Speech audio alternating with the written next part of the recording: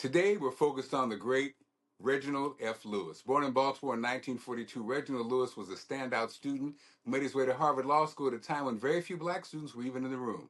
But Lewis wasn't just aiming to practice law, he was aiming to own. And in 1987, he shocked Wall Street by pulling off what was then the largest leverage buyout in the world, purchasing Beatrice International Foods for nearly $1 billion.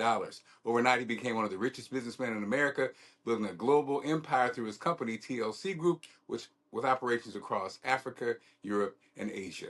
Lewis believed the real power came from ownership, education, and economic control. He passed away far too young at 50, but his legacy still teaches us today, don't just work hard, build something that lasts.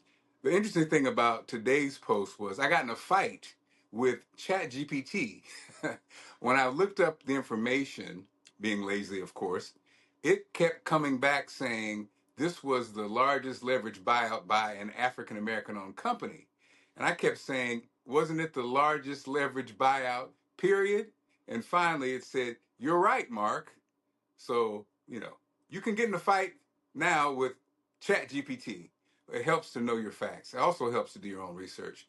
Now, Allison actually had a chance to talk with the director of the Reginald F. Lewis Museum, Terry Lee Freeman, about Titan, a great exhibit going on right now in honor of the great Reginald F. Lewis. Check it out.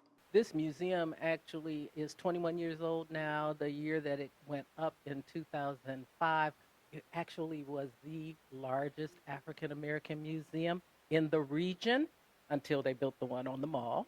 And it doesn't matter how many museums we have, it's about the stories that are told in these museums and how important they are.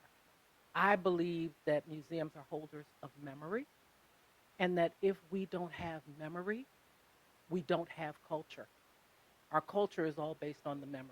And right now, what we're seeing is this attempt, at least, to try to erase some of this memory. Museums are not going to allow that to happen. And that's why I think they're so important. And they're places also, I believe, of connection, of respite.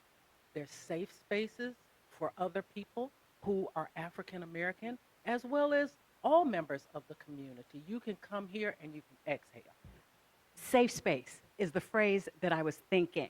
This is a safe space. The impact and the importance of that is great, and your role in it as well. Where do you see the Reginald F. Lewis Museum in 10 years, in 20 years? Well, in 20 years, I would like to see an entirely refreshed permanent history exhibit that actually moves us up to the 21st century, because we don't have too many stories that are 21st century stories. And we know that we create history every day, because